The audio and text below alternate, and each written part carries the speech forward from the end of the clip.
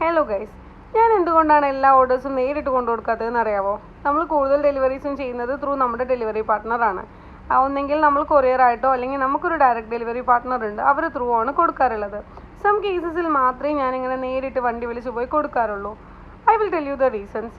ഇതിന് ഒരുപാട് റീസൺസ് ഉണ്ട്, പക്ഷെ അതിലെ മെയിൻ റീസൺ എന്ന് പറയുന്നത് that will be very expensive. Yes, you heard me right. അജ്മാനിൽ നിന്നും ദുബായിലേക്ക് പോകാൻ മിനിമം ഒരു ടാക്സിക്ക് 100 ദിറംസ് ആണ് ചാർജ് വരിക. 100 ദിറംസ് എന്ന് പറയുമ്പോൾ 2500 എബോവ് ആയിരിക്കും. സോ ഞാൻ വണ്ടി വിളിച്ച് ഒരു ഡെലിവറി കൊണ്ടു കൊടുക്കാൻ വേണ്ടി പോകുന്ന സമയത്ത് ആ 100 ദിറംസ് ആയിരിക്കും എനിക്ക് പേയ്മെൻ്റ് ആയി തരേണ്ടി വരുന്നത്. ഇങ്ങനെ പോകാൻ വേണ്ടി ഞാൻ എക്സ്ട്രാ ചാർജസ് ഒന്നും വാങ്ങിക്കാറില്ല കേട്ടോ.